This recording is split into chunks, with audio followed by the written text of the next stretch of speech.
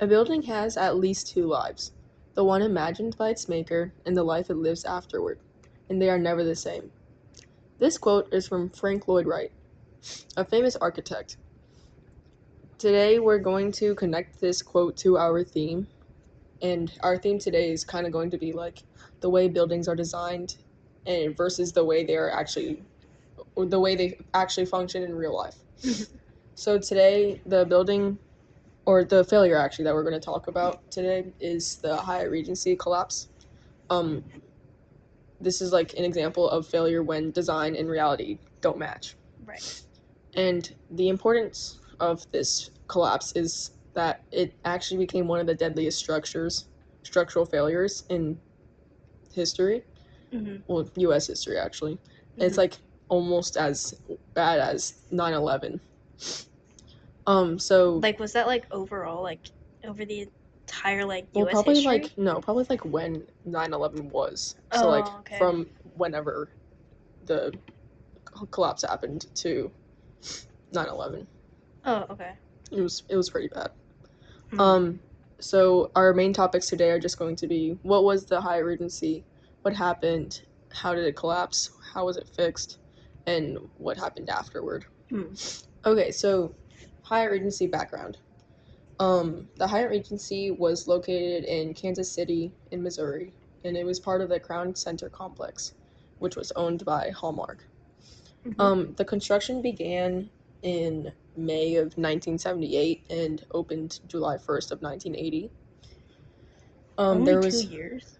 Yeah, It's crazy. It leads up to something worse. Oh, okay.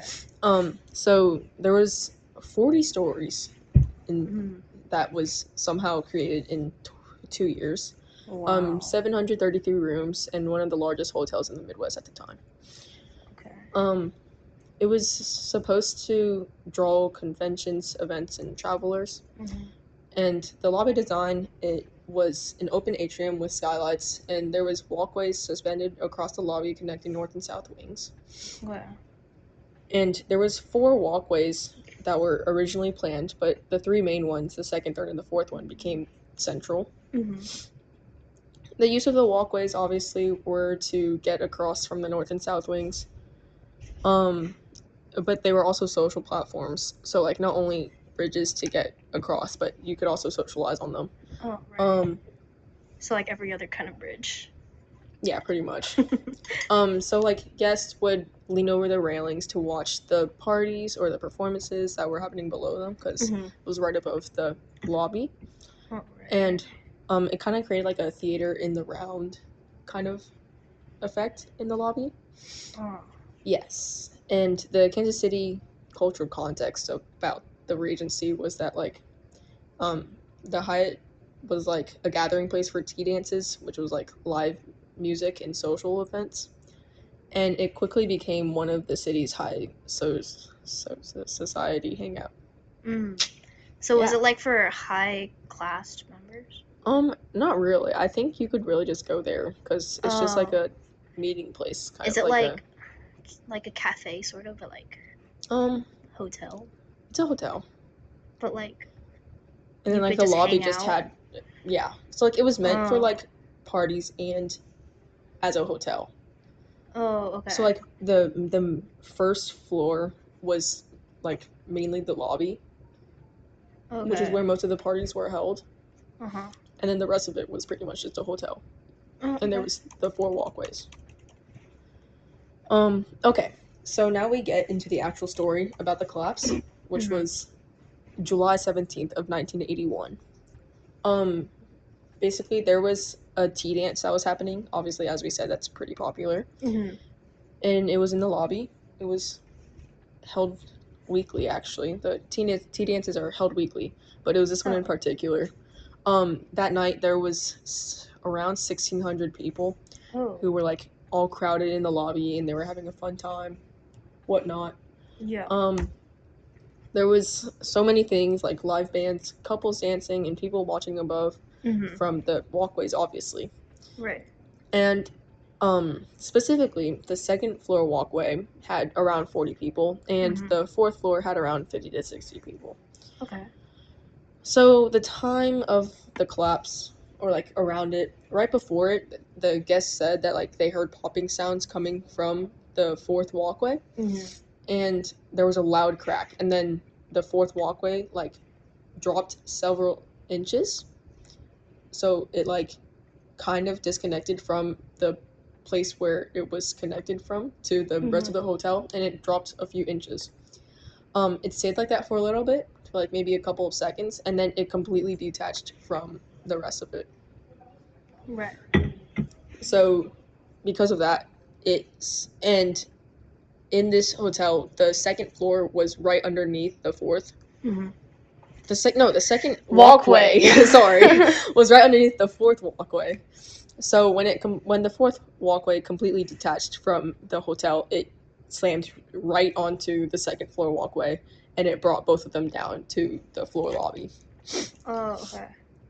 And you also have to consider that like there was people on the walkways, both of them, and there was also people underneath the walkways as well in the lobby. Right. So it basically just made everything worse. So like tons of steel, glass, and concrete fell directly onto the crowded dance floor. Oh. And like people around and some other companies that were around the Regency said that it sounded like a bomb that went off. Oh. And the floor like shook so violently that the businesses a few blocks away like even felt a tremor. Did like stuff around the hotel also like get destroyed? I don't believe so, because it was mainly just in that area, but I'm sure the shake from the impact was still affected the rest of them, but I guess they just didn't fall down. Oh, okay. So because of this, there was there was 114 people who were killed, and there was 216 injured people. Oh. Did they like ever fully recover? Yeah, we'll talk about that later. Okay. And this collapse remains one of the deadliest structural failures in U.S. history. Yeah. That wasn't caused by terrorism. So the worst are still caused by terrorism. Yeah. I don't know what I just said, but you know. I don't either, so it's okay. I love like saying yes to people when I don't even understand what they're saying, and they're like, "Oh no, my grandma just died." Yeah, that's amazing. Okay, so let's talk about the rescue efforts that happened after the collapse. Basically, the moment that they dropped, there was immediate chaos, as you would assume. Yeah. There was a whole bunch of dust. There was a whole bunch of screaming everywhere, and there was so much debris.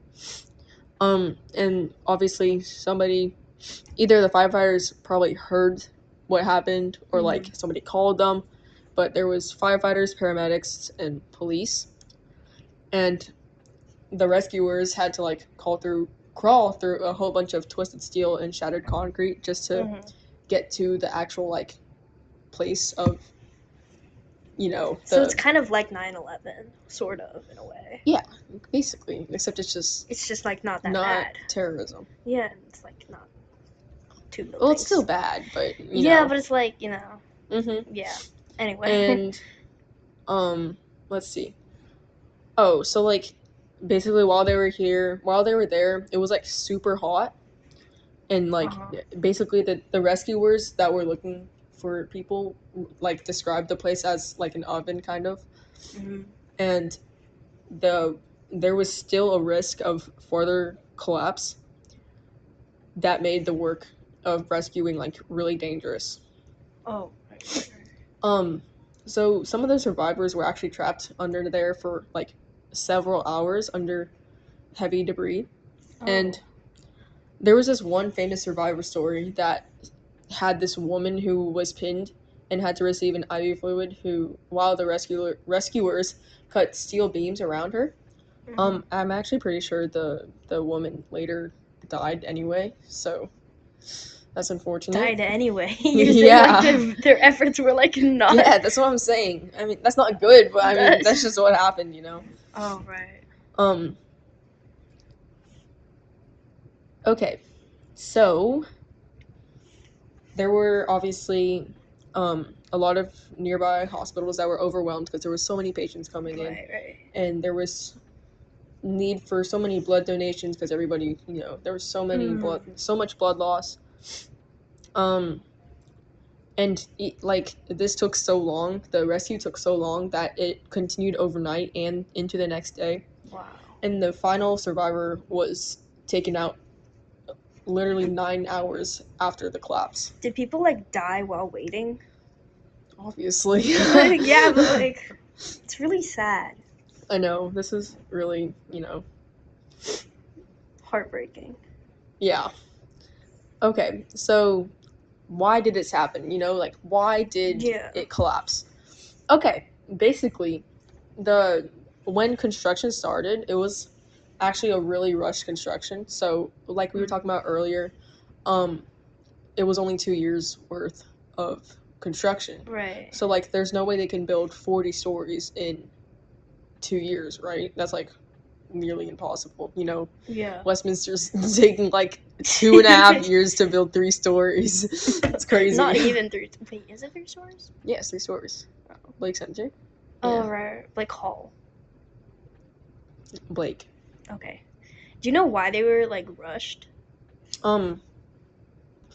So actually, the Hyatt project was behind schedule. Oh, okay. And it pressured to cut costs and time. So obviously they didn't have the money or enough money to create everything in with more time. It needed to be finished, I guess, within 2 years. Right. So that's why it was such a rushed construction. Mm-hmm. And the original design actually had continuous steel rods from the ceiling through the 4th and 2nd floor walkways, which distributed the load more evenly. So if they stuck to the original design, it would have been fine. Right. But since it was rushed and since they needed it to take less time to build, they made a design change. So that instead of continuous rods, the engineers changed it to just 2 sets of rods. And the fourth floor walkway was attached directly to ceiling rods. And the 2nd floor walkway was hung from the 4th floor walkway. So obviously this entire thing was just not as secure. Wait, so did the 2nd floor depend on the 4th floor? I mean, pretty much. Obviously they still had it connecting from the rest of the hotel, right. But it definitely had some of its weight taken by the 4th floor. Oh, okay. So the problem about this design change was that it doubled the load for the 4th floor connections. Right. Because not only did it take away the connections about the continuous rods, right? It only had 2 sets. So not only did it take away from that, but it also had the 2nd floor hanging from it. So it pretty much just did not help at all. And the new design could only hold around 30% of the required weight. So it could barely hold its own weight. So much less, it would definitely be able to not hold. Yeah, because it collapsed under 40. Yeah, 40-ish people. Only 50 people. You're right. But even then, without the people on it, it would still be very unstable. Right. So actually, during the construction, during the 2 years of construction, they had some other changes in the design as well to make it shorter. And one thing happened where the hotel roof actually collapsed due to the same thing, due to design change. And they just didn't care? They didn't even oh, that happened, let's just change it, but not change the rest of it and not look over our design. What? So the rush work, poor oversight, they didn't really care. They just dismissed it. They didn't think to look over it at all. I know, it was crazy. And some things that the investigators found were that the engineers at Jack D. Gillum and Associates actually approved of this design change without thoroughly looking through it. What? And actually calculating how this would work and how much this would be able to hold. Wait, that's actually crazy. I know. And the people who worked there had their firm... No, the people who worked there had their license revoked So as they should, yeah. Right. I mean, that's honestly just your fault. Yeah, like. Yeah, and because of this collapse, actually, it created this textbook. It turned into this textbook case in engineering ethics. So, I mean, if you went to college in engineering, you might actually have to look or learn about this Regency.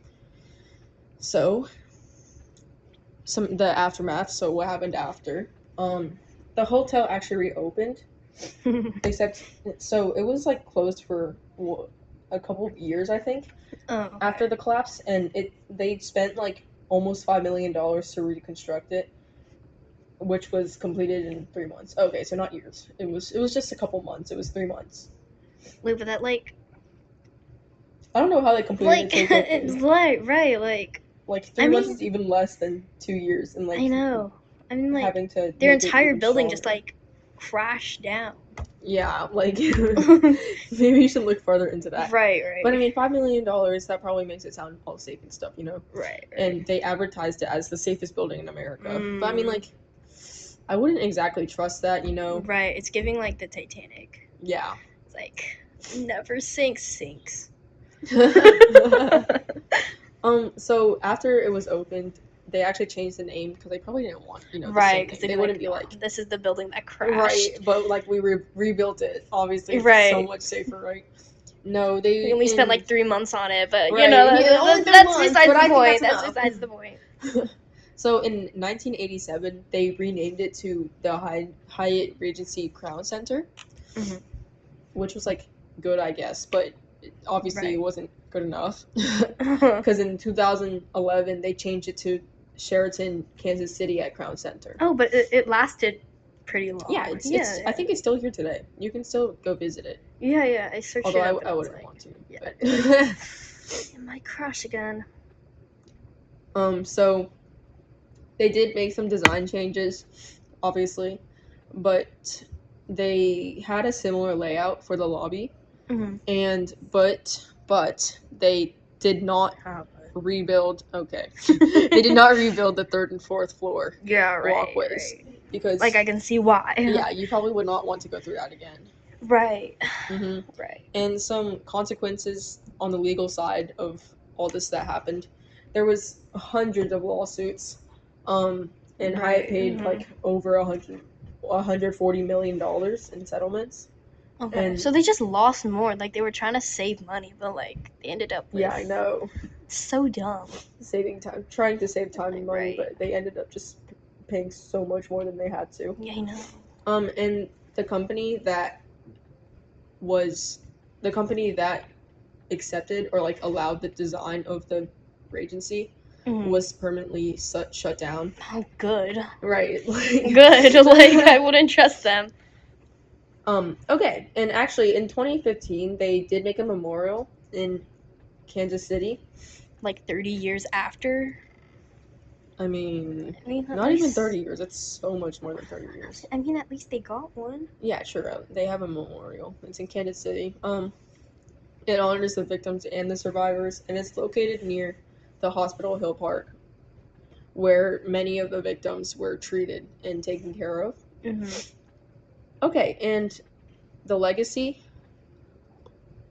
in engineering. The collapse Okay, so the collapse is taught in literally every single engineering ethics course in the US. So you go to college or you take an engineering course in high school, you're probably going to learn about this collapse, you know? Right. And this is just like a reminder that even minor design changes should be like reviewed very thoroughly, and calculations should be made about whether this is a good idea or not. And obviously, even then, you probably shouldn't change it because the person who designed this building knows what they're doing. Yeah, but like I feel like you should change it if it's like not good. Well, if it's obviously no, like the original design, the guy knew what he was doing. Whoever designed this building knew what he was doing. That's why he made it like that, and it would have been sturdy. But wait, but why didn't like the guy who originally made it like object he probably didn't know that they were changing it. I mean, like, it seems kind of like a big design like change, though. Not really. I don't know. From the way you're describing it, seems like a big change. Was it just minor? Yeah, it was like a small design change. It only affected like how it was supported into the hotel. Oh, okay. Like it didn't like change any like designs of like the actual like attraction itself, but just like how it like okay. worked. Okay. Yeah. Oh, okay. Basically, some big lessons were that like obviously like I just said, cutting corners is not probably not the best idea. Right. This can literally be applied to not only engineering but just your everyday life. You don't really want to rush anything. You want to take your time to make sure that everything is correct, everything is thorough, and everything is correct. No, I just said that. This is how you fail your test, guys. Yeah, make sure you do your stuff. Yeah. So obviously another thing is that communication is extremely important. So, architects, engineers, and contractors should verify every single change that is happening in a design. So, like you just said, I guess the architect who originally designed this building probably should have been notified that there was a change. Wait, was the firm like the entire thing? Was it just like all of the architects, engineers, and contractors? Just like they all just unanimously said yes? No, Or was it just like one tiny part? I think it was just this one or like a few people. But I mean, they represented the entire firm, so I guess they just got so embarrassed that they decided to shut down. Because imagine doing that and then that happens. I feel like they should have been forced to shut down too. So obviously the ethics in this engineering is like the duty to protect human life over deadlines or cost. So obviously you would probably want to consider, well, this is every architect. You should actually consider the first thing you take into priority is the people who will be using the space. Right, like safety and stuff. Like I feel like that's for like every single profession. Yeah. Like it's always safety first. Like in architecture, I think the majority of things you do is making sure that the safety of all the people using it are actually good and sturdy. Because you don't want to like be responsible for lots of people's deaths. And just this, not only is it for architecture, it's like just an entire thing as a whole. You don't want to sacrifice safety or quality over convenience. Right. You always want to quality over quantity. Yeah, quality over quantity. Yeah. Exactly.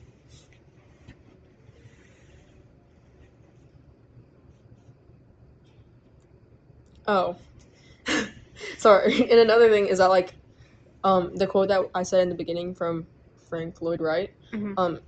Basically the second life of the Hyatt Regency is as a warning, not just a building. So the second life after it was rebuilt, it's just saying that the first one was not a good idea, so you should definitely take more care into the second design of it. Okay. Closing.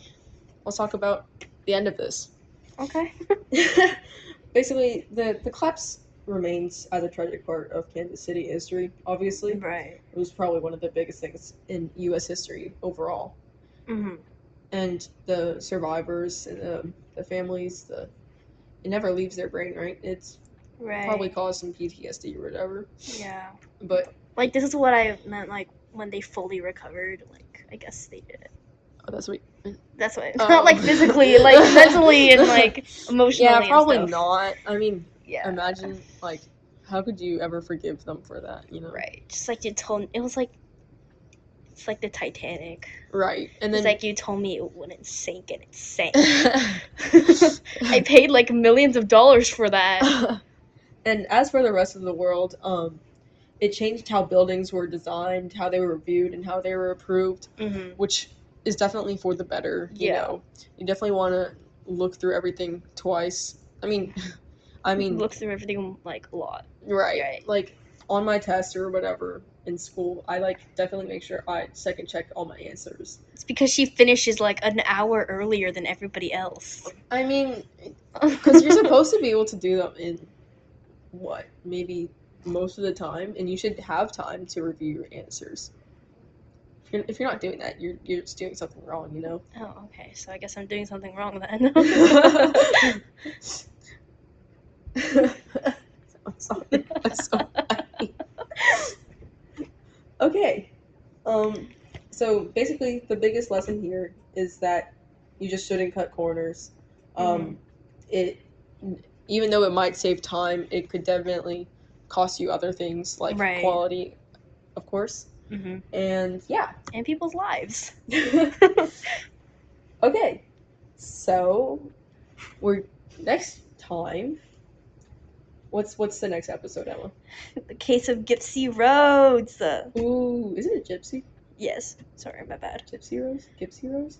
I'm actually not sure. I'm gonna research that. Yeah, we should probably. But basically, it's a girl who was told she has a bunch of illnesses, but she didn't. She was perfectly healthy, and her mother was just taking benefit of it.